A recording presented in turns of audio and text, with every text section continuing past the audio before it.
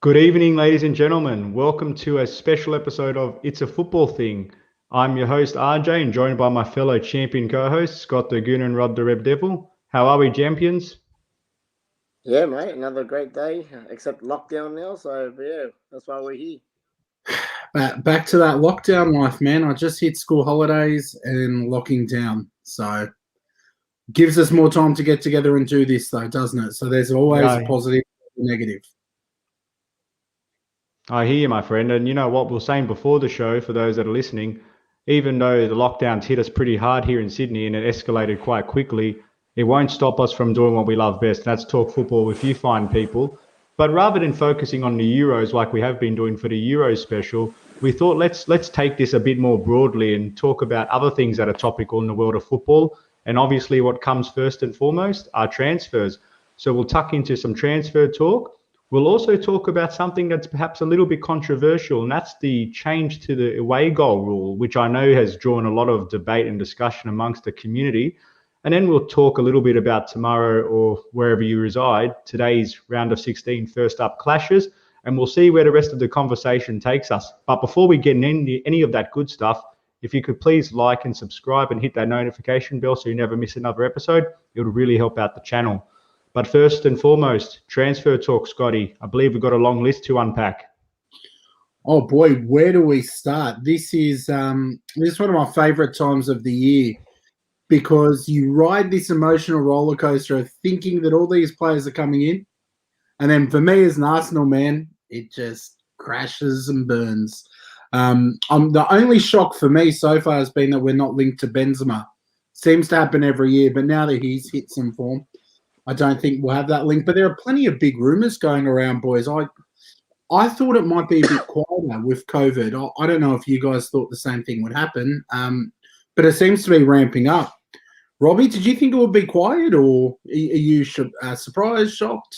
I thought it would be a little bit more quieter than normal, but obviously City don't think that either. So with the big rumours they're coming up with, 100 here, 100 there, and they're not normally big spenders, City, like for big value. They normally spend a lot, but not on one player in particular. So yeah, we'll see what happens. Yeah. RJ, Yeah, what about? my 2 cents on the matter is you said that does COVID have an effect on the amount of transfer activity? And I think while COVID has actually hit up, declared, what a legend. What I was going to say is while COVID's definitely impacted a lot of the financial capability of certain clubs, I don't think it'll necessarily change the volume of transfers. I think what you'll see is there's a lot more, there's going to be a lot less expensive purchases. There'll be some few marquee ones, but I think what we'll see is probably a lot more loan deals and player swaps and those kinds of arrangements. But either way, the silly season's well upon us, and I'm really excited to see what transpires over the next couple of weeks. Yeah, and thank you to the people who are here. Feel free, jump in the live chat. This is your show as well as ours, and we'd love to hear some of your thoughts on some of the rumours we discuss as Declared, well. I feel bad I'm not wearing my jury jersey now, mate. I don't know. I thought With tonight, Colombia it wasn't a Euro show. I thought it would be a bit random, the Coppers on. I told you I had that Colombian jersey. I thought I'd throw something different on, but mate, trust me, I'm pumped for the Azzurri later on. I just don't know where a Columbia jerseys come from. But you know what? Well, like we said, stranger things have happened on this show. Let's jump straight into one of the bigger rumours. And this is your team's fault, RJ, because had you not gone and won that Champions League, City would have been relatively content. But you have now poked the bear, and there are big rumours that they are looking at Grealish and Harry Kane. Not one or the other, Grealish and Kane. RJ, this is your fault. Explain yourself. Please let me explain. Well, what can we say? We're the champions of Europe. We're here to ruffle some feathers. And if City feel like they need to go out and splash the cash to try to catch up with Europe's best, that's their prerogative. But what I will say is I think, and most of the talk is that this is just talk. You know what I mean? Like, I would find it very, very difficult to accept that they can land both of these very, very expensive targets. And I think actually they backed that up earlier with one of the tweets from Fabrizio, I believe, saying that they don't think they're going to be able to land both. Yeah, So exactly. it could be a bit of a smoke screen, I reckon. This is a good comment. You can get away with the top due to Copa America. I like that. Bit of a shout out to the Coppers. They had some good games on that one. How's But, a bit for that, yeah. that Lewis? What was that guy it was a Diaz, the scissor kick the other day? I wore it for him, mate. That was a massive, hectic goal, mate. Yeah, we're gonna have to come back to that because I have a few thoughts on that game. But just in terms of the whole Grealish Kane saga, look, to be honest, I think they could get one of the two. It's just who do they want more? Personally, I think they should probably target more of the Harry Kane. But let's face it, Levy's not someone that's easy to deal with in the transfer market, so they could be wasting their time. So it'll be interesting to see where that one goes. Robbie? Yeah, like RJ said, man, like I just can't see them spending 200 million, man, on two big players like that. Like, I'll still be surprised if they can, like what RJ said as well, actually lure him away from Spurs. Like, I think there's going to be a lot to come down to with that whole, if number one, as we'll probably get onto later on, they've got to get a manager first, and then with that, do they do what they done with Bale? Do they try and sell him, get 100 million, and go buy all these players like they done last time? That didn't work. Do they go in and try and spend 100 million on another big player if they can get that? So there's a lot of question marks. Jack Grealish is an interesting one. That one kind of came out in the last 48 hours. That one, I reckon I could see happening more than Harry Kane for some reason. I reckon 100 million for Villa, that would maybe snap your hands off of that. Yes, he's their best player, but 100 million, like, yes, you're taking one player away, but I reckon they could invest and build towards possibly aiming for a European position next year with 100 million. Yeah, well, look, to me, I'm going to make what I think is a bold statement. But if City can sign Kane and Grealish, and I'm hoping not Grealish because he's Arsenal bound, if they can sign Kane and Grealish and they do not win the Champions League, I'm going to put it out there that Pep is a fraud. Pep is a fraud. If they add, unless Kane, is out for the season or there's really bad injuries, if he has that City squad and he keeps that City squad relatively fit and they can't win the Champions League, fraud, man. Absolute fraud. You've added one of Europe's top marksmen. You've added Grealish. You've got De Bruyne. That team is too good. That'd be a bit harsh, I think, Borgie. Look at PSG, for instance. They spent 222 million on Neymar, then 180 million on Mbappe for that same reason. And they've made one Champions League final as well and haven't won anything. So you can spend all the money in the world, and if the team doesn't tick over or everything, you don't get your luck and everything, money doesn't guarantee you buying the Champions League. Put it that way. And you know what, Scott? You know what? Like, you brought up a good point. Like, the more you keep getting these top superstars, eventually they've got to start to gel together. But you know what? I think what this season has shown is that sometimes the right manager just knows how to get the best out of what he's working with. And if City go all out for the Grealishes and the Kanes of the world, which I still think Haaland's a very hot topic for them, if they get these two, I just wonder, though, how that sort of synchronizes with the rest of their team, because they're not used to playing with that recognized target strike. I'm not saying that they're going to disrupt the balance, so to speak, but in terms of integrating these superstar players, I don't think it's as seamless as what it would be on Football Manager, so to speak. But at the end of the day, how is City going to win when we've got Mason Mount, N'Golo Kante, Kai Havertz? Who's going to beat us, mate? Who? Tell me. Let's move on, Robbie. There's a couple of comments in the chat. Lucas asked if there are any Italy predictions for tonight. You have a fantastic name. It's my son's name. We're not going to go into them. Put your hands down, young man. We're not going into them yet because we will talk a little bit about this later. And there are also a couple of around Spurs and their manager. We will also be getting to the mess and the gift that keeps on giving in Tottenham Hotspur. Let's go through a few more of these transfer rumours, though. Coming off contract, big player, and I was a little bit shocked to see he didn't stay. Sergio Ramos. I have no doubt that he will be a man in demand across Europe. It's just a matter of who can afford him and who can entice him. I'm officially ruling Arsenal out. I don't think we're enticing him with no European football. Your club, though, Robbie, are one who have been mentioned a fair bit. What If do you think? if you've got a good memory, Borg, you can go back quite a few episodes ago. I think when we had our last transfer talk, when it was when you were Mr. Oracle back then, and I said at that time that we'll think about him. He was off contract, a free agent. I'd love to have him. You and RJ were very quick with your he would look good in red considering all the red cards that he gets. But look, man, I would snap his hands off. I said that experience, a winner, exactly like very similar to Chelsea when they went in for Thiago Silva. It'd be the same for us.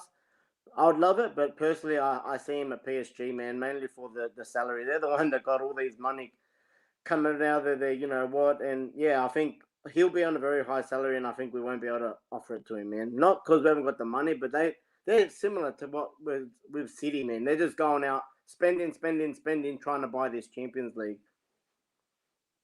Yeah, RJ, Ramos, where does he end up, man? Yeah, I don't want to add too much more on this because I know the list is quite long, but just want to concur with Robbie. PSG seems like the mark. I like this one from Concierge of Crime. Arsenal having got enough dinosaurs to sack to be able to afford him. Hey, well, you know what?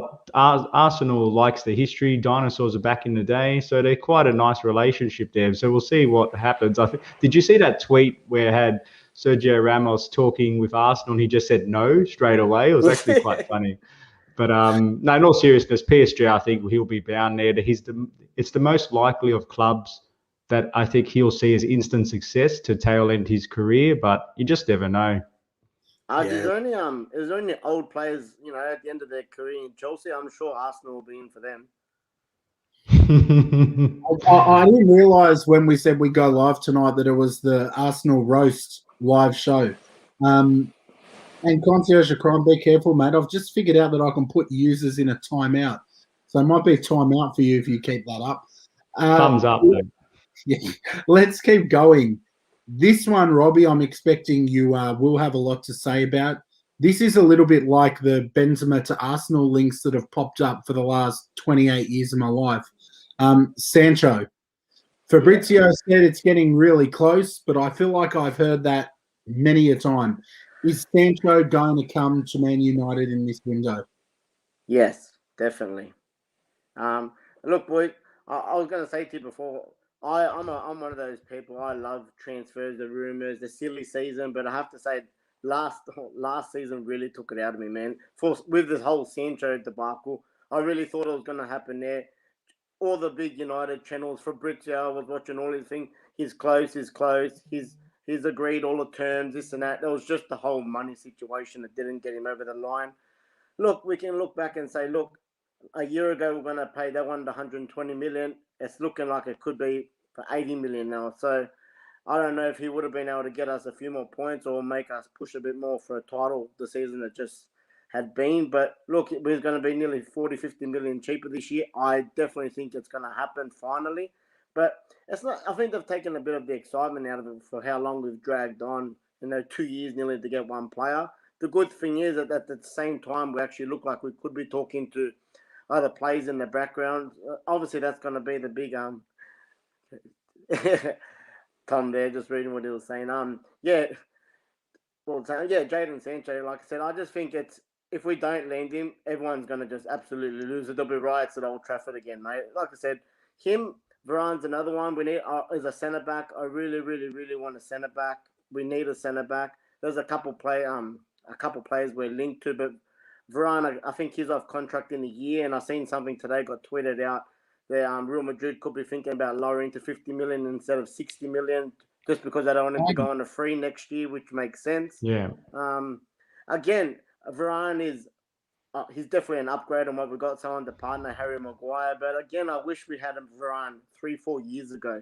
Not that he's probably in his peak now, but I feel like we haven't got a great scouting unit at United, man. We always buy players that are, we have to pay 80 to 100 million for now, compared to clubs like Leicester, who I really rate in their scouting department, finding gems for cheap all over the place. So, yeah, for Jadon Sancho, yes, I do think he'll be a Manchester United player very soon.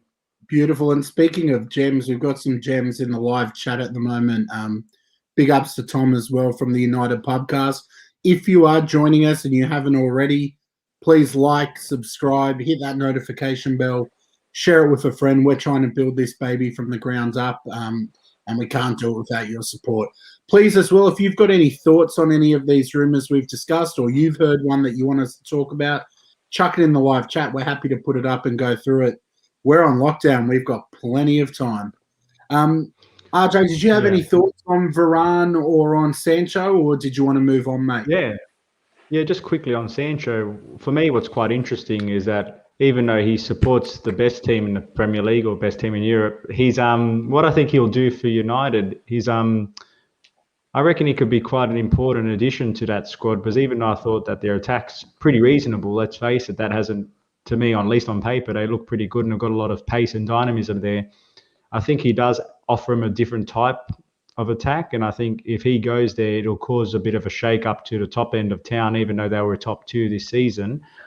But what I'm more interested is the implications of what it means for other potential transfers, because if he goes, what does that mean for Dortmund's willingness to let go of Haaland? And that's the key gem for clubs like Chelsea and City and some others. So it'll be interesting to see the implications of that. And from a Varane point of view, like Robbie said, 3-4 years ago, he was the creme de la crop, I think, from centre-backs. But let's not get it twisted. At least from my perspective, I have a lot of respect for the achievements he's made in the game, and I still think that he's still a top-quality centre-back. And if Chelsea were to announce him tomorrow, put it this way, I wouldn't be complaining. So at the end of the day, I don't think our chances of landing him are quite strong. I know we're linked to him like any sensible club. I like this one. Warchad seeing the Sancho transfer going through to Arsenal winning a Champions League. Well, that's a matter of debate. I like that. I like that. Mate. Well, that's it. But Varane, quality player, I don't think he's coming to us. But I do acknowledge that Perez has opened the door for him to let him go. So very much watch this space. And before we move on to another player, we do have a question for you, Robbie. It's from Declared. He says, here's a question for you, Rob. If Sancho comes in, do you see any players going out? Because your front, and I agree, your front is pretty stacked. I think Van de Beek goes, but do you see anyone leaving to make way for him?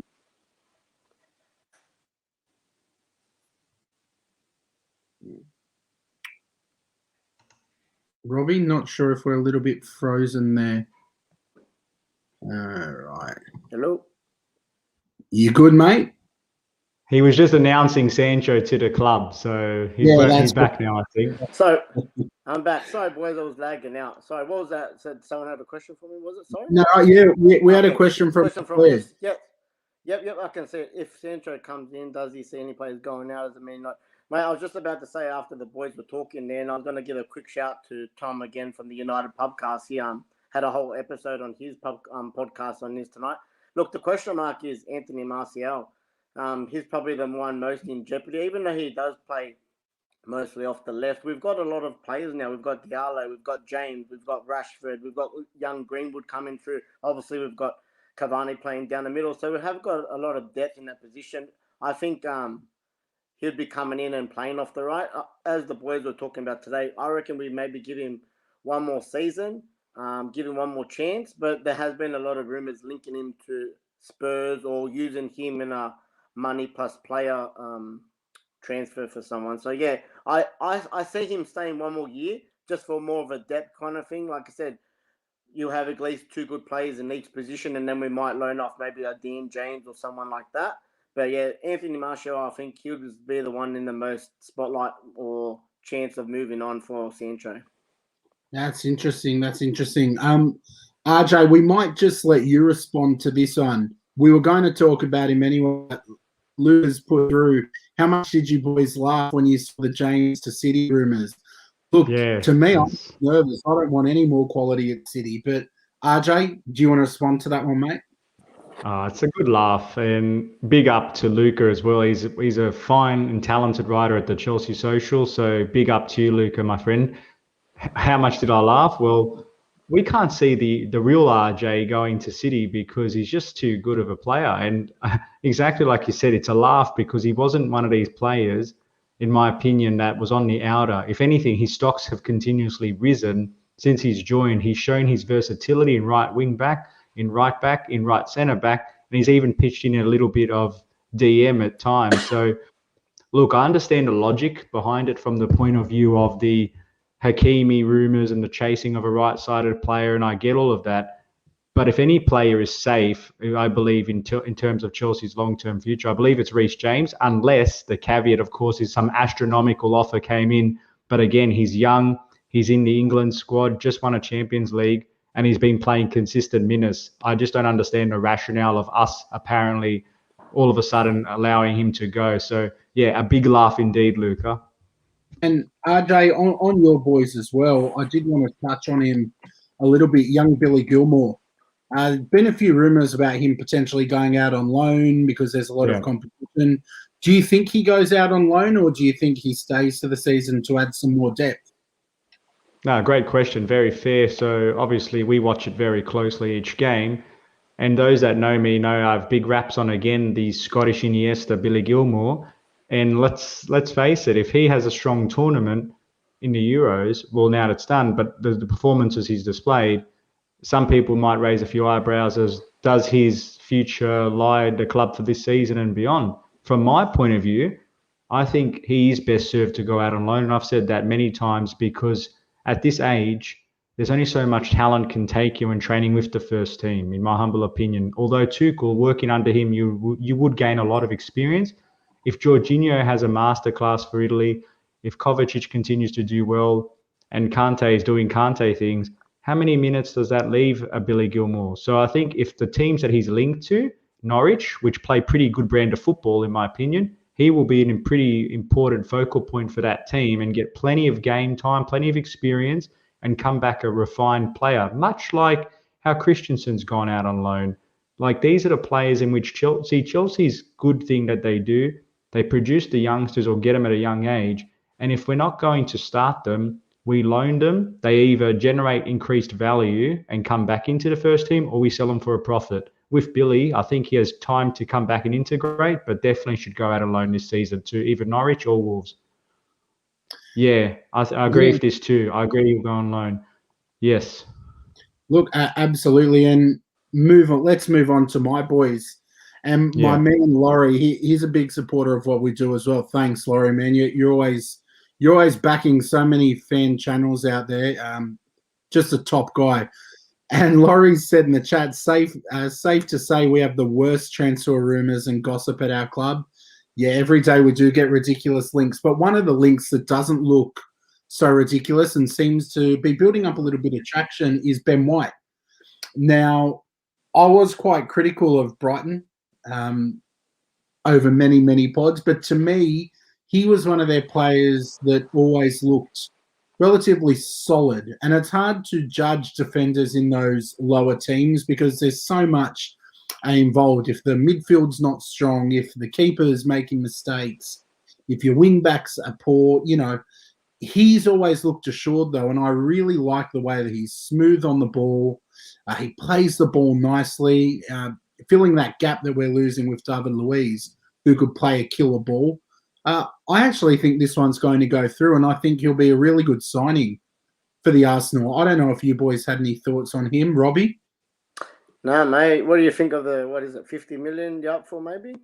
Mate, it's the English tax. You're going exactly. to that's what happens when there are quotas. You end up increasing the value of certain players by their nationality. So, I think it's more than that, though. I think it's the fact that smaller clubs have to pay bigger margins for these players, Scott. So, how much did you pay for Timo Werner again? The Champions League winner. Yeah, we paid a fair amount for him. He did well, though. It was all him. It was all him. Give him the definitely. So just some more Arsenal stuff. I'll kind of get all ours out of the way in one hit. There were rumours of an audacious bid from Aston Villa. I don't know who these guys think they are. But there were rumours that they'd made a bid for Emile Smith-Rowe. Again, I highly doubt there's any truth to it. If it is, they're just taking the absolute mick. There's no way we're letting one of our academy boys go to Villa. And I can't wait. I'm actually starting to really dislike them, particularly with them having Martinez beating us to Buendia. I hope Villa get put back in their place next Finishing season. on top of the table of you. Yeah, well, we'll see. We'll see. We already saw it last year. We'll see this year. Yeah, let's look into the future. And also today, hearing that Xhaka to Roma is pretty much done.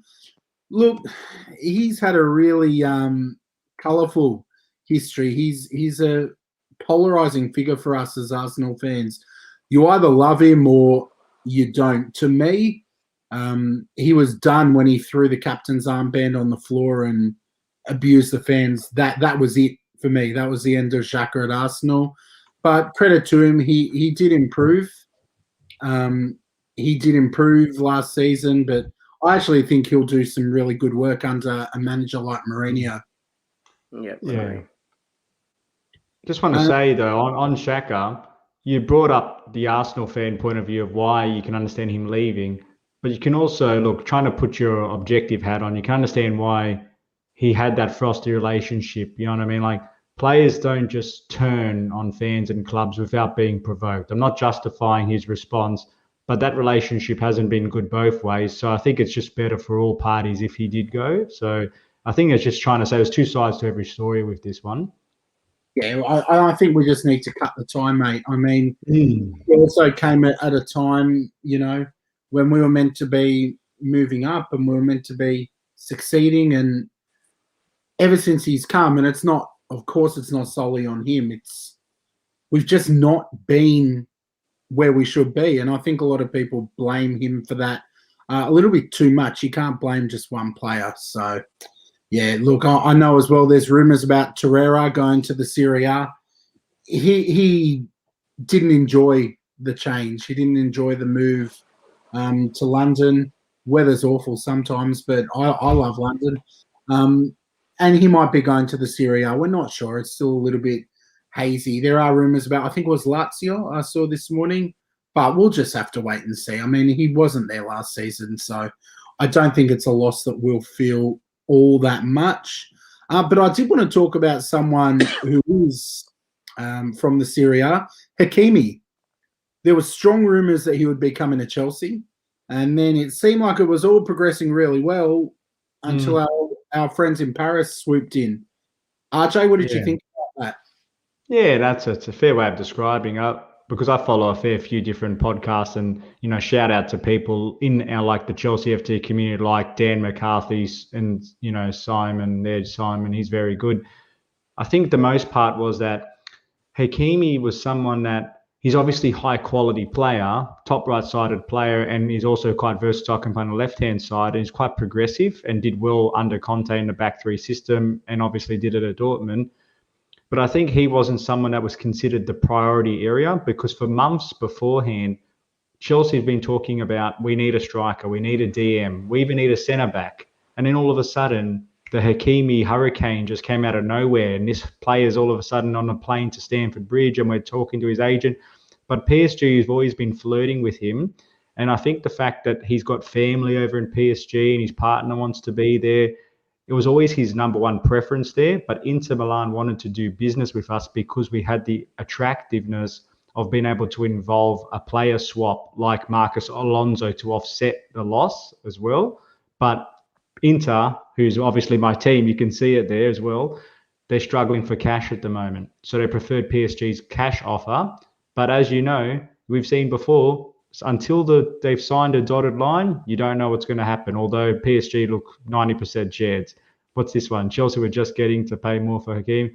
Possibly, it's all gamemanship. You just don't know how these players are doing. The same with old Grealish Kane at City. So, yeah, Hakimi would have been a nice to have, but not an essential from my perspective.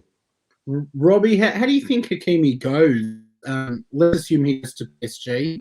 How do you think he goes at PSG? And do you think he could have cut it in the Premier League with a Chelsea? Yeah, I definitely think he could have cut it in with a Chelsea in the Premier League. I just think he would have suited that mold. But yeah, he normally says that your RJ or Reece James. I think he's pretty much got that position nearly unlocked. He's performed. Why, you're not going to spend 80 million or whatever to come in for a backup or someone to sit on the bench. And I don't think RJ or Reece James should be dropped. So yeah, PSG. Like I said, man, the money again. Guaranteed Champions League nearly every year.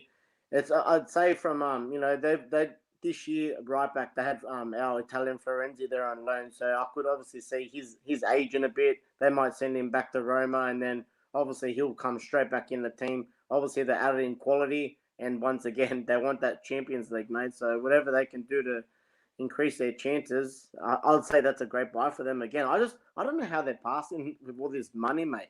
Don't forget they've got Neymar, they've got Mbappe, they've got all these players on massive dollars. Verratti, they just signed Donnarumma on a free, but he's on like 15 million a year. I don't know how they're getting through it, or I'm not very good with all the financials and all the FFPs and stuff, but I don't know how they pass me, and it's crazy.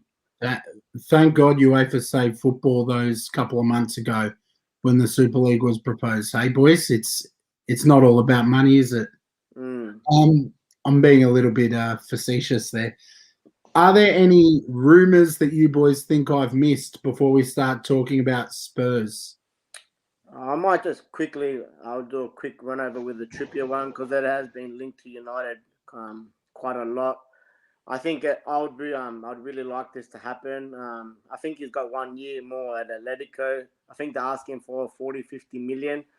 I think it's more, number one, again, we haven't really got a solid right back. We've got young Dallo, the Portuguese, we just sent on loan out to Milan this year. And he did perform well, but someone like a Trippier, Premier League proven, and I think it'll be more as not to replace Aaron Wan-Bissaka because he's a solid, great defender, number one. He does have to work on his offense a little bit. But yeah, it'll be more someone like how we bought last year on the left, Alex Tellers. And that was a big push for Luke Shaw to perform, you know.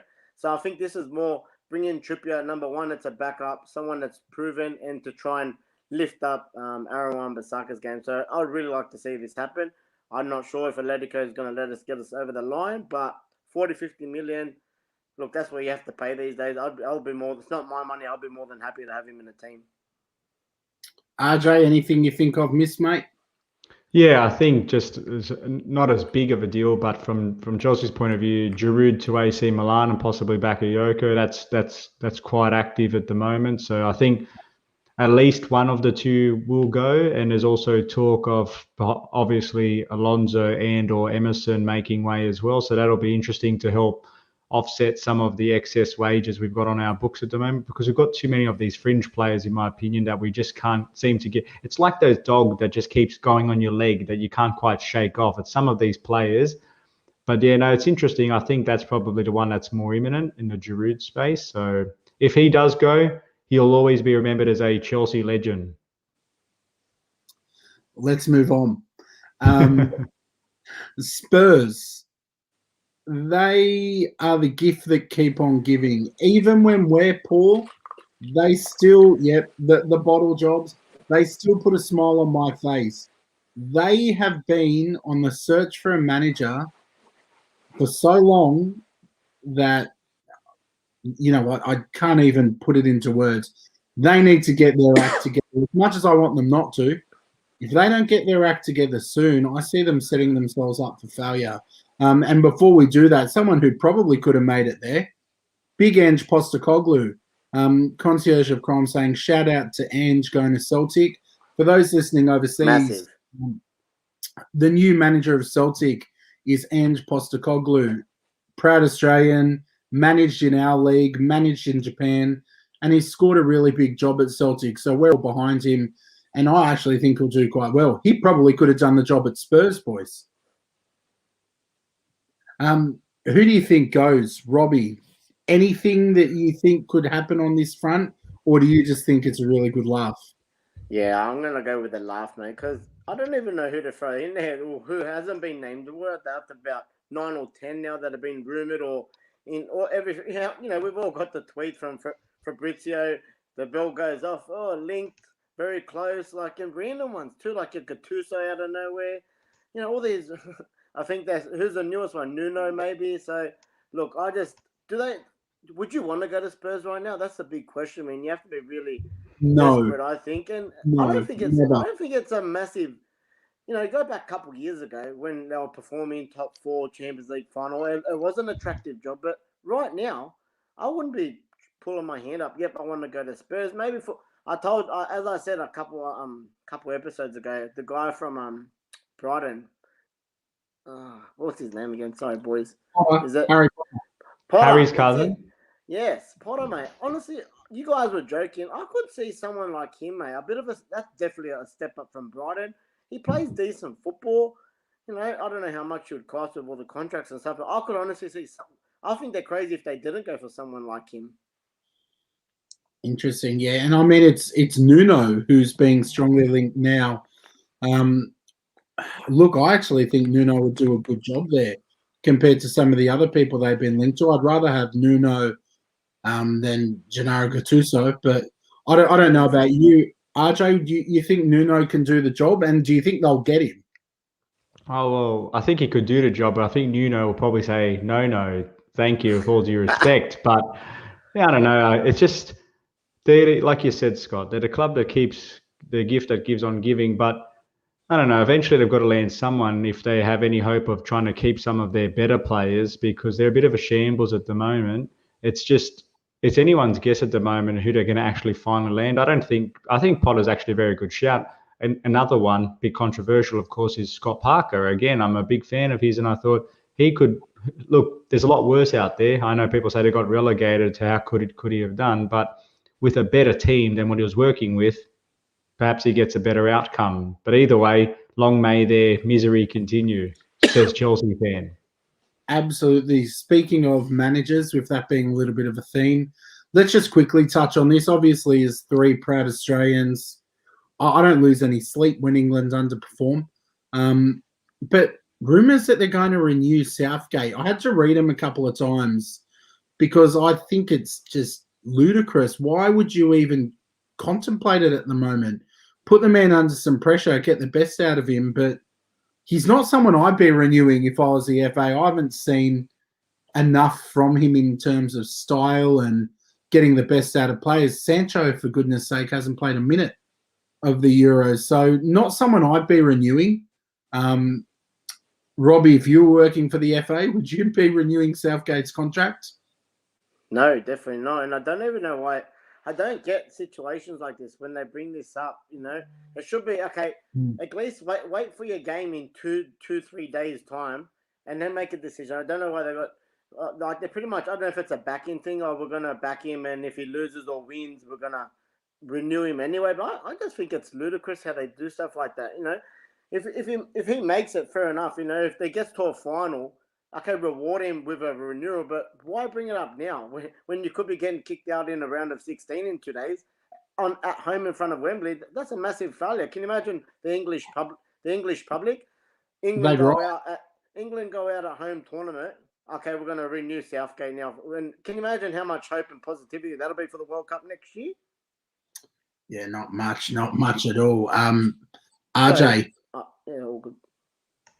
Yeah, look, to be honest with you, someone brought up earlier today, I was listening to another pod, of course, relating to the Euros, and talking about the Southgate renewal discussion, and someone brought up an interesting point that is Southgate good at these tournament-style fixtures in the sense of he's not playing the entertaining or attractive football, hence why he gets a lot of criticism for not starring the football manager preferred players, but if you can scrape the 1-0 wins and they've looked pretty good defensively, if they're getting results done, they got 7 out of 9 points, even though they could have done a bit better.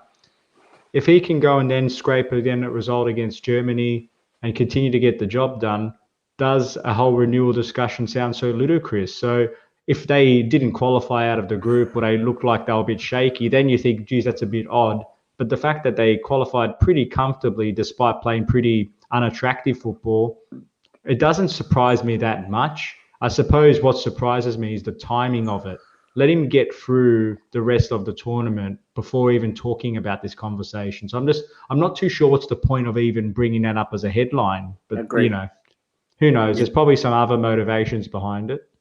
Just quickly, Borgie, on that as well. I was listening to TalkSport during the week, and they're saying if he didn't perform and he did get the sack, would Spurs go in for a Southgate? I know we talked about that quickly, but would they go in for a Southgate?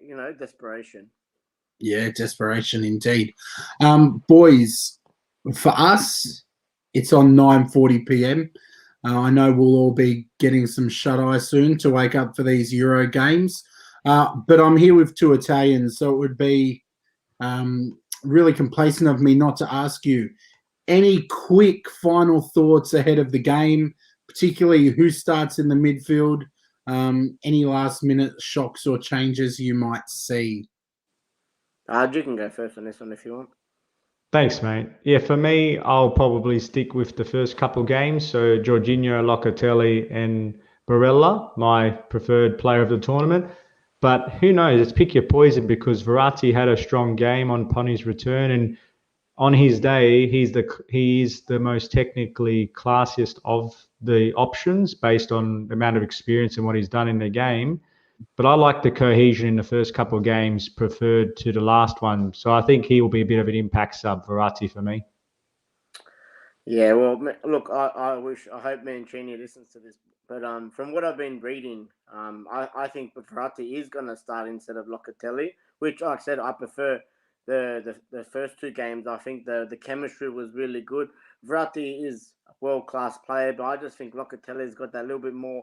He's got goals in him, which Verratti doesn't normally. And like I like to say to a lot of people, Verratti is like a ticking time bomb sometimes. Class player, but he's always got a yellow, if not a red card. He likes to dive in. He loses his he's got a short fuse, man, and that worries me. That's the last thing you'd want to go down to 10 men and lose someone. We don't need that. And off the bench, beautiful. You can't get anyone else better for the midfield coming off the bench. But yeah, I really hope it's the same midfield as the first two games.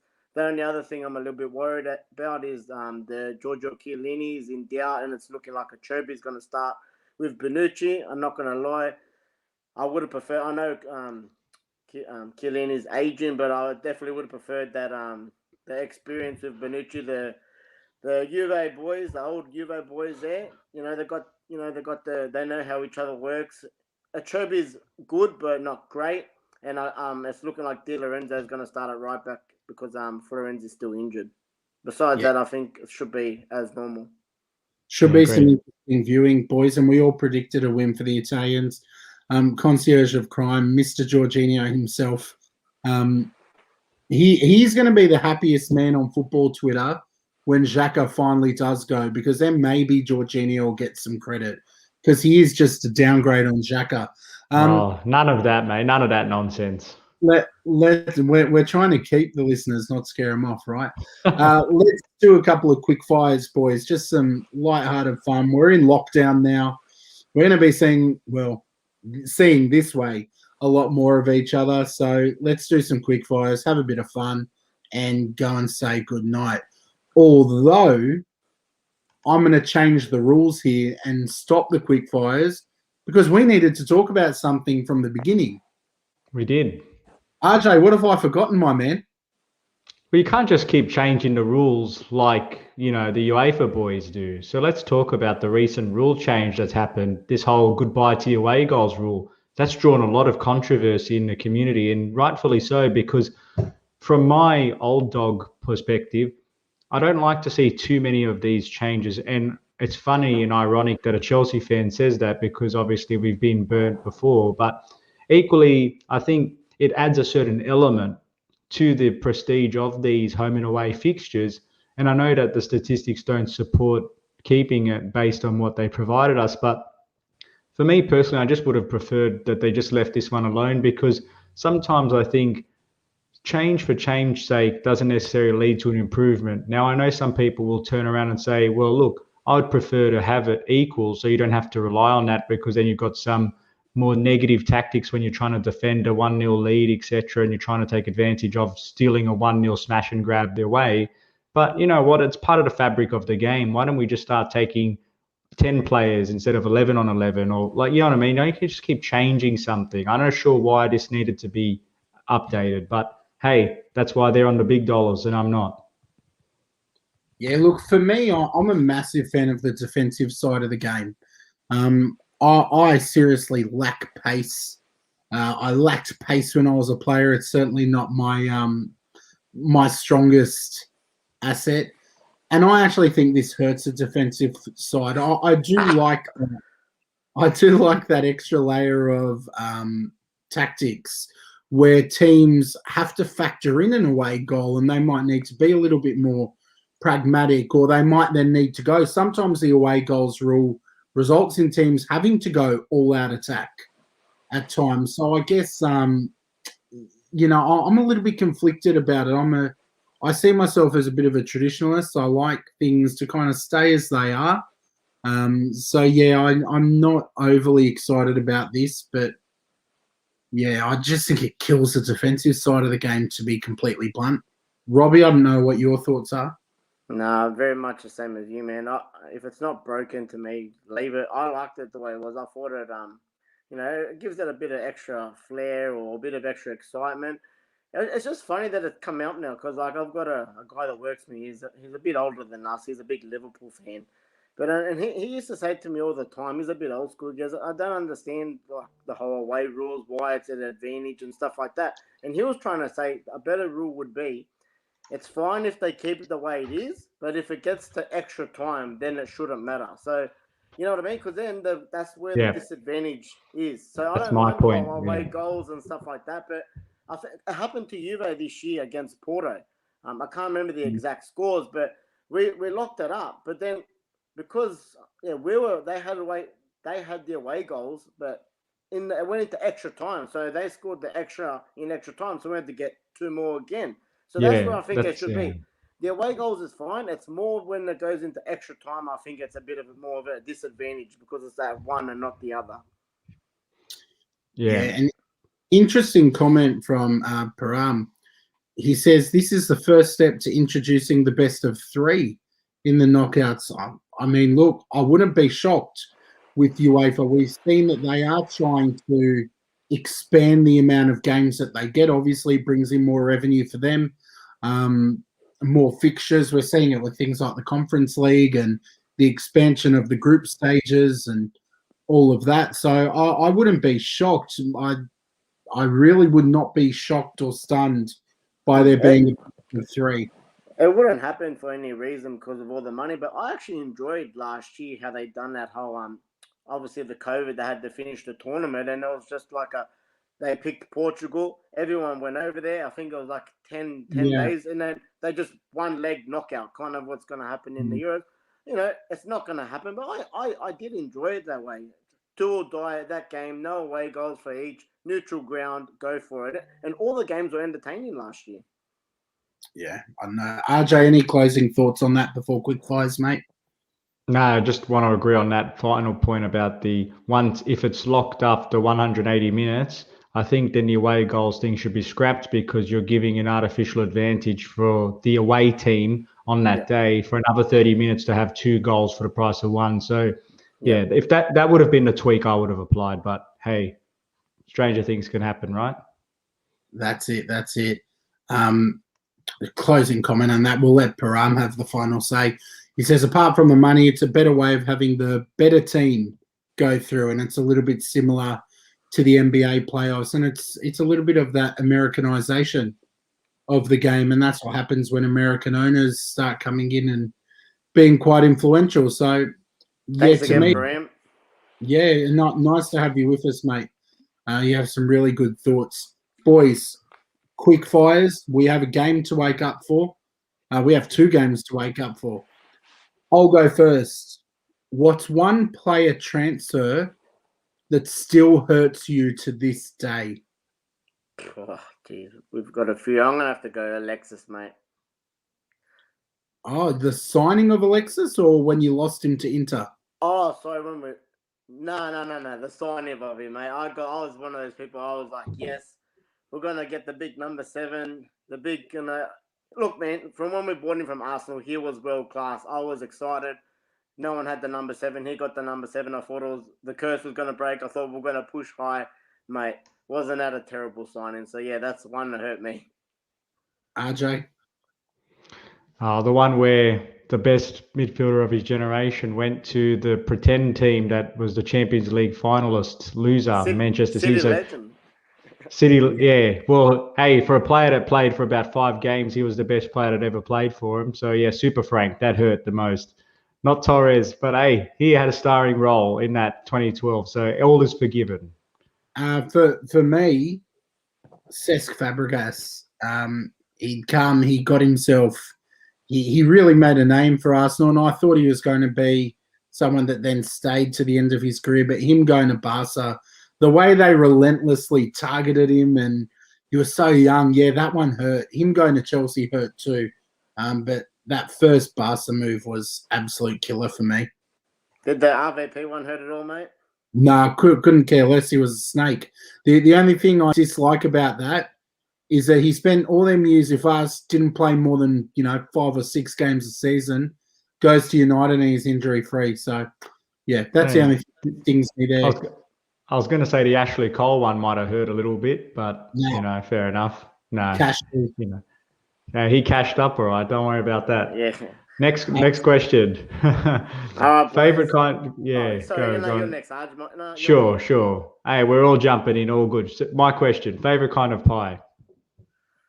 For me, a nice beef, cheese, and bacon. Lamb and rosemary.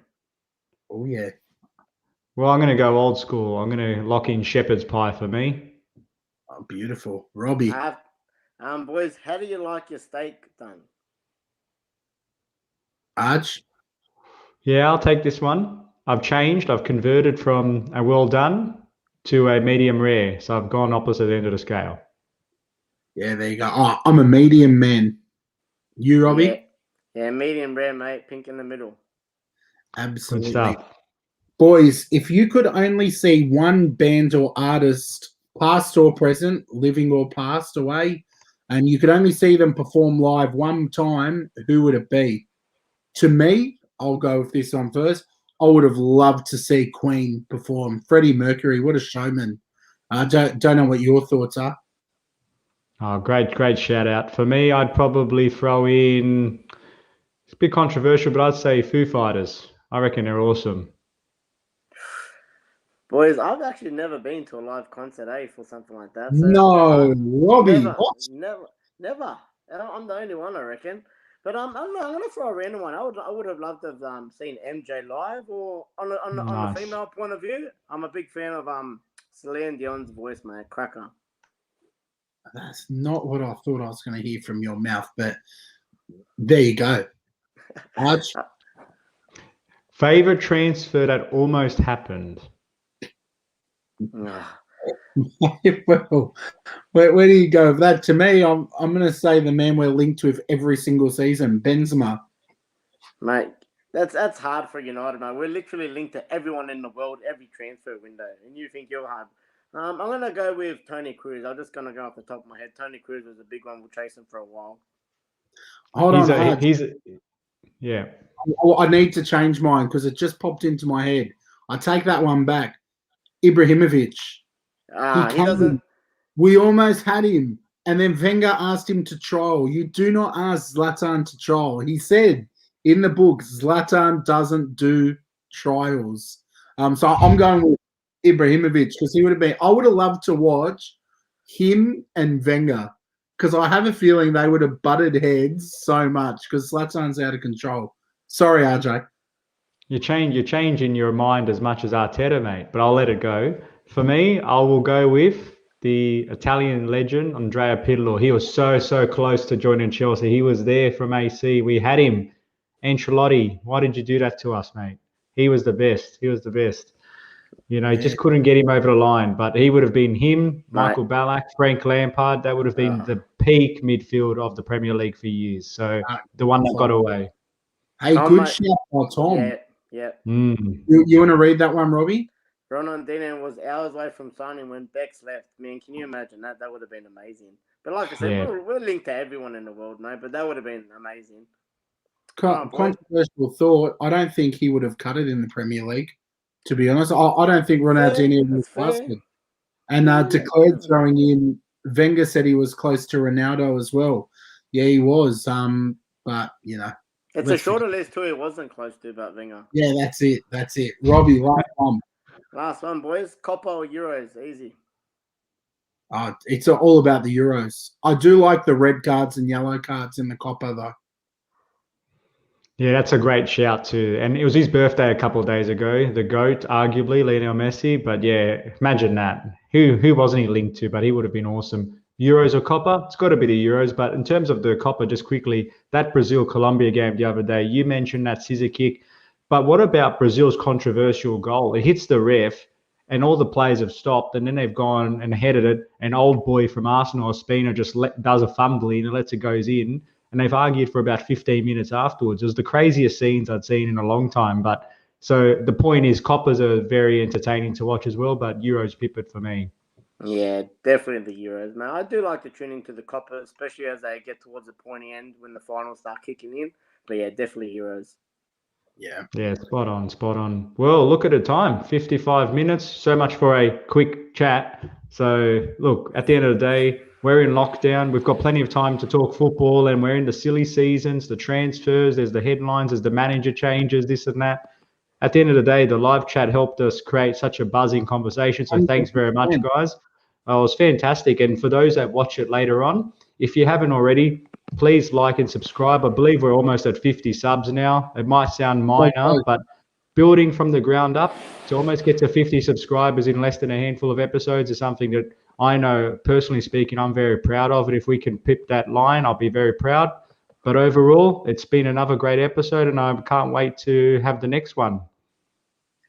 Yeah, thank you again. That live chat was so fun. Yeah, Declare, we're going to sleep, man. I don't know if you've had a few Red Bulls, but if I'm getting my old backside out of bed for these games, I need some sleep. Yeah, that's Robin, it, mate.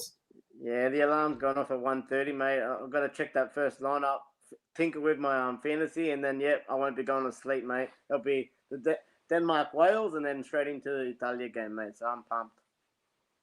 All right. Oh, well, boys, beautifully said. Anyway, to our listeners, thanks for tuning in. And until next time, stay safe and enjoy the beautiful game. Forza Italia! Good evening.